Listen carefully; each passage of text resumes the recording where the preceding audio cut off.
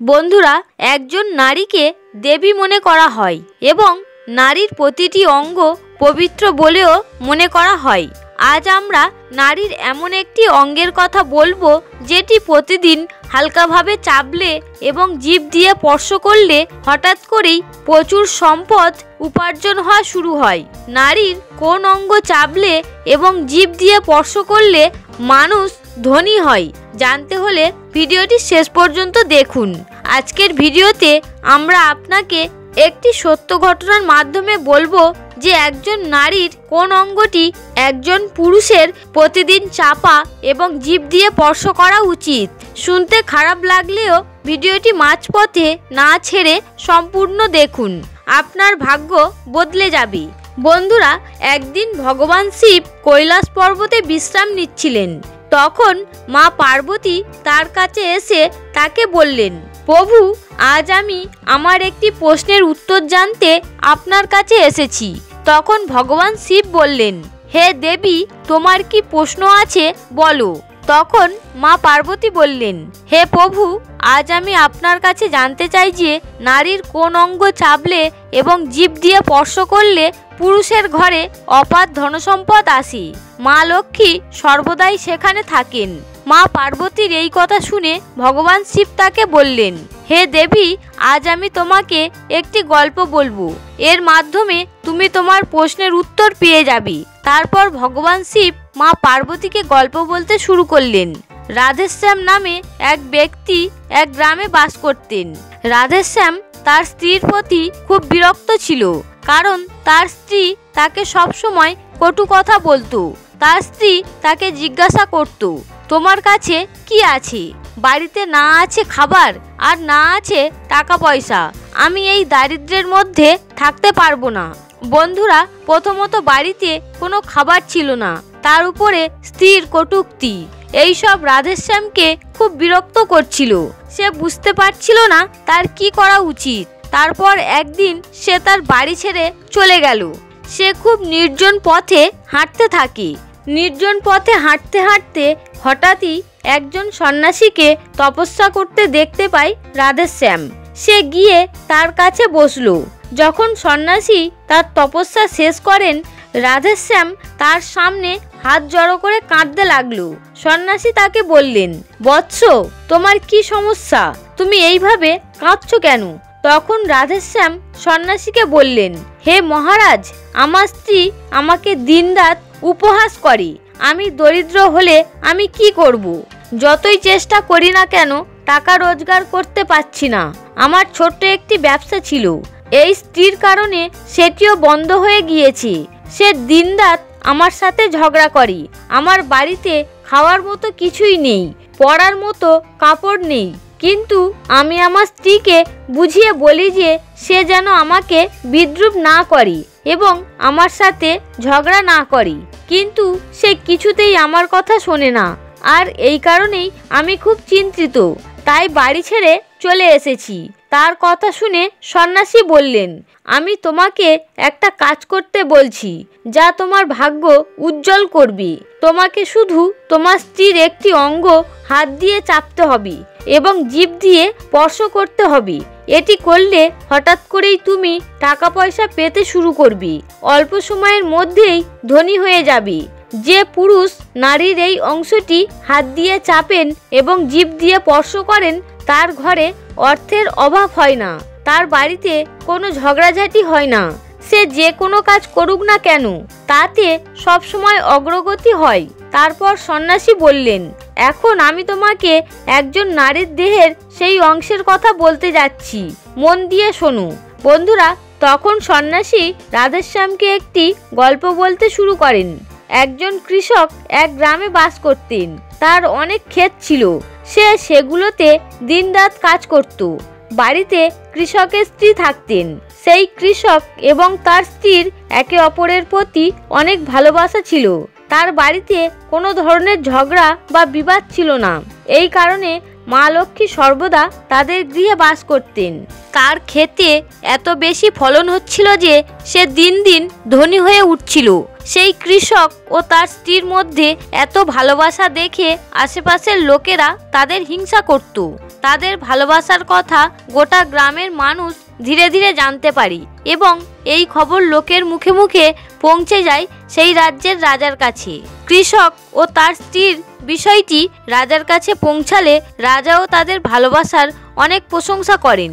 তিনি সকলকে বলেন যে আমাদের রাজ্যে একজন কৃষক ও তার স্ত্রী থাকেন যারা কখনো ঝগড়া মারামারি করেননি। এরপর একসময় রাজা সারা রাজ্যে প্রচার করে দেন যে রাতে এই রাজ্যের সবার ঘরে ঘরে ঘিয়ের প্রদীপ জ্বালাবি।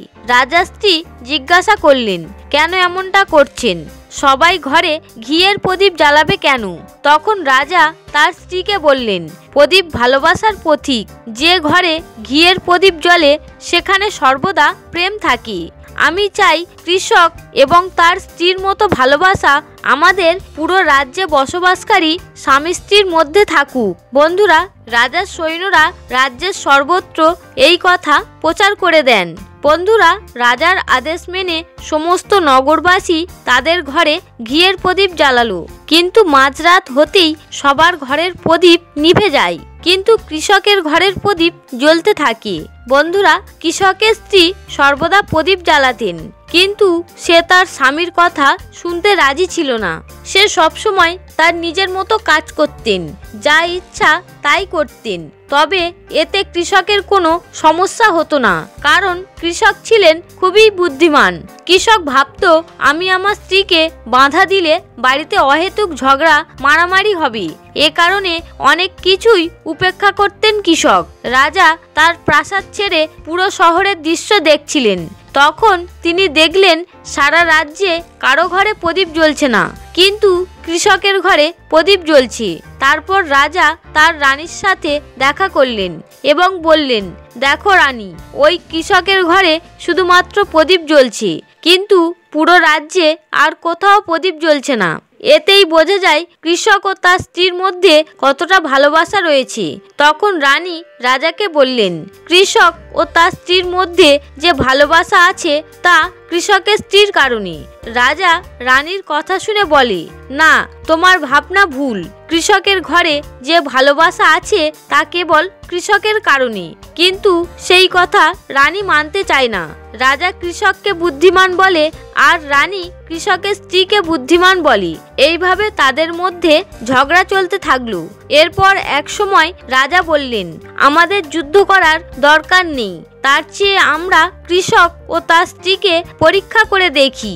রাজা রানী উভয়েই এ বিষয়ে একমত হন এবং উভয়কে পরীক্ষা করার জন্য প্রস্তুত হন। তারপর রাজা একজন সৈনিককে ডাকেন এবং বলেন, আপনি কৃষকের কাছে যান এবং আমি আপনাকে যে প্রশ্ন জিজ্ঞাসা করতে বলছি আপনি গিয়ে কৃষককে সেই প্রশ্ন জিজ্ঞাসা করুন। সেই সৈনিক রাজার কথা শুনে কৃষকের কাছে যায়। সেই সময় কৃষকের স্ত্রী বাড়িতে ছিলেন না, কিন্তু কৃষকের শরীর ভালো ছিল না, এই কারণে তিনি বাড়িতেই ছিলেন। সৈনিক কৃষকের বাড়িতে গিয়ে কৃষককে বলে, আমি রাজদরবার থেকে এসেছি, মহারাজ আমাকে পাঠিয়েছেন। সৈনিকের কথা শুনে কৃষক বলে, আমি আপনার কি সেবা করতে পারি বলুন। তখন সৈনিক বলে, মহারাজ বলেছেন তুমি তোমার স্ত্রীকে ছেড়ে চলে গেলে রাজা তোমাকে প্রচুর ধনসম্পদ উপহার দেবেন এবং তার সাথে তোমার জমির দ্বিগুণ জমি দেবেন। এছাড়াও প্রাসাদের অর্ধেক অংশ তোমাকে দেয়া হবে। কিন্তু কৃষকের দেয়া উত্তর ছিল সোনার মতো। কৃষক বলল, রাজা তার পুরো প্রাসাদ আমাকে দিলেও আমি আমার স্ত্রীকে ছেড়ে দিতে পারি না। যাও, তোমার রাজাকে বলো যে কৃষক এই কথা বলেছে। তারপর সৈনিক গিয়ে মহারাজকে সব কথা খুলে বলে। সেই সময় সেখানে রানীও উপস্থিত ছিলেন এবং সৈনিকের কথা শুনছিলেন। শোনার পর রানী বললেন, আপনি কৃষককে পরীক্ষা করেছেন, কিন্তু কৃষকের স্ত্রীকে পরীক্ষা করেননি। এভাবে আমরা জানতে পারি না যে কে বুদ্ধিমান। এরপর রানী বললেন, এখন আমি কৃষকের স্ত্রীকেও পরীক্ষা করতে চাই। দুজনের পরীক্ষা হলেই আমরা জানতে পারবো কে বেশি বুদ্ধিমান। তখন রানীও একজন সৈনিককে ডেকে বললেন, আমি যা বলছি তুমি কৃষকের স্ত্রীকে গিয়ে সে সেই কথা বলো, আর মনে রাখবে এটা তখনই বলবে যখন কৃষক সেখানে থাকবে না। এরপর সৈনিক কৃষকের বাড়িতে যায় এবং ডাক দেয়। তার ডাক শুনে কৃষকের স্ত্রী বাড়ি থেকে বেরিয়ে আসে এবং বলে, কি হয়েছে, এভাবে ডাকছেন কেন? তখন সৈনিক বলল, আমাকে রানীমা এখানে পাঠিয়েছেন। কৃষকের স্ত্রী বললেন, কি জানতে চান বলুন। তখন সৈনিক বলে, রানীমা বলেছেন যে তুমি যদি তোমার স্বামীকে হত্যা করো তাহলে রানীমা তোমাকে অনেক হীরা জহরত দেবে এবং তার সাথে তুমি রাজপ্রাসাদের অর্ধেক অংশও পাবে। এছাড়া আপনার যা কিছু সম্পত্তি আছে সেগুলো আপনারই থাকবে। এছাড়াও রানীমা তার দ্বিগুণ জমি আপনাকে দেবেন। এ কথা শুনে কৃষকের স্ত্রী বলে, ঠিক আছে, রানীমা যখন আমাকে এত কিছু দেবেন তাহলে আমি আমার স্বামীকে হত্যা করতে রাজি আছি। তখন সৈনিক বলে, আমরা কিভাবে জানবো যে তুমি তোমার স্বামীকে হত্যা করছো? তখন কৃষকের স্ত্রী বলে, আমার ঘরে যে প্রদীপ জ্বলছে আমি কৃষককে মেরে ফেলার পর প্রদীপ নিভিয়ে দেব। যখন দেখবেন প্রদীপটি নিভে গেছে তখন জানবেন আমি কৃষককে মেরে ফেলেছি। এই কথা শুনে সৈনিকটি ফিরে যায় এবং রানীর কাছে সবকিছু খুলে বলেন। কৃষকের স্ত্রীর কথা শুনে রানী খুব অবাক হয়ে যায়। রাজা রানী নারীদের ঘৃণা করতে শুরু করেন। রাজা তার রাজ্যের সমস্ত মানুষদের ডাকেন এবং বলেন, আমি চাই যে আমার এবং আমার স্ত্রীর কারণে কৃষক যেন তার জীবন না হারান।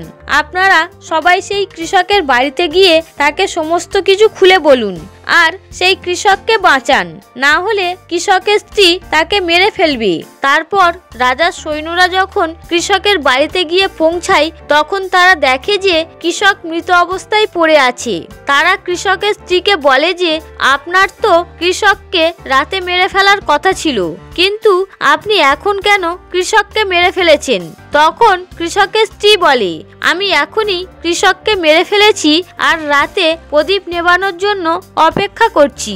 এই কথা শুনে সমস্ত সৈন্যরা সেখান থেকে চলে যায় এবং রাজা রানীকে সব খুলে বলে। এই কথা শোনার পর রাজা ও রানী খুব রেগে যায়। রাজা তখন কৃষকের স্ত্রীকে বন্দি করে আনতে বলেন। সৈন্যরা তাই করে। তারপর রাজা কৃষকের স্ত্রীকে জিজ্ঞাসা করে, তুমি কেন এমন করলে? তুমি একজন লোভী নারী, তুমি শুধু টাকাকে ভালোবাসো। তখন কৃষকের স্ত্রী বলল, আমি আগে থেকেই কৃষককে মারতে চাইছিলাম। আমি শুধু একটি অজুহাত খুঁজছিলাম, কারণ আমার স্বামীর অভ্যাস ছিল খুবই খারাপ। সে আমার সাথে খুব খারাপ ব্যবহার করত। রাজা জিজ্ঞাসা করলেন, কৃষক তোমার সাথে কি খারাপ ব্যবহার করত? উত্তরে কৃষকের স্ত্রী বলে যে সে সবসময় আঙুল দিয়ে আমার নাকের উপরের অংশটি চাপতেন, আর তার আরো একটি খারাপ অভ্যাস ছিল যে সে প্রায় জিভ দিয়ে আমার কানের পিছনের অংশ স্পর্শ করতেন। তখন রাজা তাকে জিজ্ঞাসা করল, তোমরা যখন গরিব ছিলে তখন কি কৃষক তোমার সাথে এই কাজ করত? কৃষকের স্ত্রী বলেন, না মহারাজ, এই কাজ করত না। রাজা তখন বললেন, আমি বুঝতে পেরেছি কৃষক কেন এমন করত। এরপর সন্ন্যাসী রাধেশ্যামকে জিজ্ঞাসা করলেন, তুমি কি বুঝতে পেরেছো নারীর কোন অংশ চাপলে এবং জিভ দিয়ে স্পর্শ করলে হঠাৎ করে টাকা পাওয়া যায়? তখন রাধেশ্যাম বললেন, হ্যাঁ বুঝেছি, কিন্তু আপনি আমাকে এই দুটি জিনিসের ব্যাপারে একটু ভালো করে বুঝিয়ে বলুন। সন্ন্যাসী তখন বললেন, ঠিক আছে, তবে শোনো। কৃষক তার স্ত্রীর সাথে প্রথম যে কাজটি করত তা হলো তার আঙুল দিয়ে তার স্ত্রীর নাকের উপরের অংশটি চাপতেন।